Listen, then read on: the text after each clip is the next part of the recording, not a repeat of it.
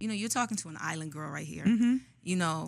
My family coming from Haiti. Jersey, we have like a hurricane, a thunderstorm, a snowstorm. We have something like every 3 years. Yeah. So we're kind of like, I'm kind of like immune to this at this point. Yeah. But I don't feel like Harvey was handled correctly. Correct. And with Irma, I definitely feel like the state of Florida is taking a bit more responsibility. They're evacuating their people, telling people to stay home. Flights are canceled. A lot of things are happening, even with just the Caribbean itself. I was supposed to actually be in Haiti next week, and they already sent out emails. School is out. Certain things are just, they're taking precautions because of what we just saw, the lack of responsibility and the lack of proper planning in Harvey. Mm-hmm. I feel like with Irma, they are trying to, bring in the casualties or whatever the damages that might happen, and just making more cautious. No, I definitely 100% agree. I don't want to be like Trump dropped the ball with Texas,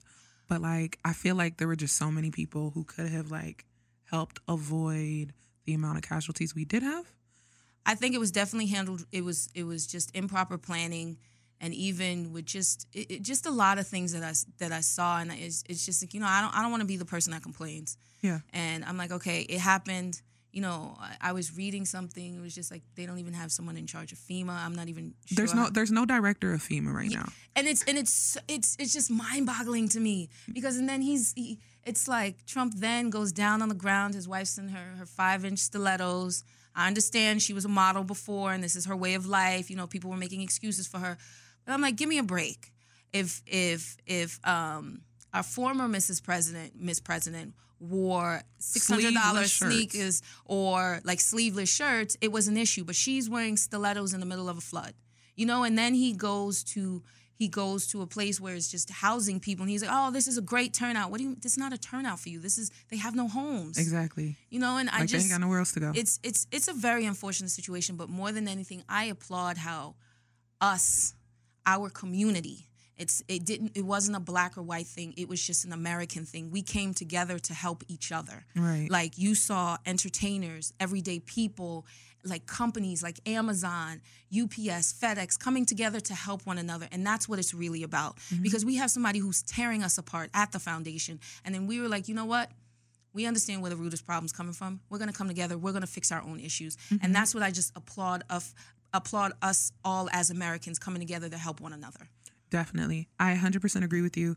Definitely 100% agree with you. But just even like touching on Amazon or like people who've come together, you look at somebody like J.J. Watt, who's raised over $10 million, mm-hmm. and he's giving it directly to people who need to rebuild their homes. Mm-hmm. But then when we speak about like the city of Houston floods after a normal rainfall, mm-hmm. and they've been given tax dollars over years to fix it. And they just never did. So there was definitely drop balls there. Yes. But I'm glad like we as people, as a community, are picking up the slack.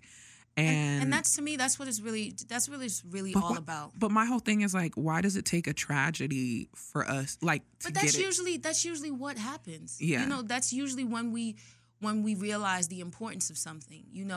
Something has to happen to us for us to you have to be greatly affected by something to then want to create some sort of change. Mm-hmm. Usually examples of what is it like when a child goes missing?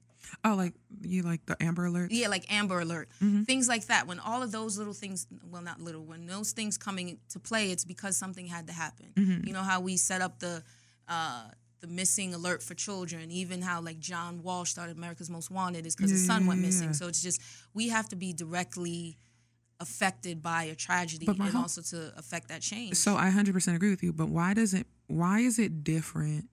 I know why it's different, but mm-hmm. I'm asking this in a particular way for a reason. Mm-hmm. Why is it different when black people are being killed?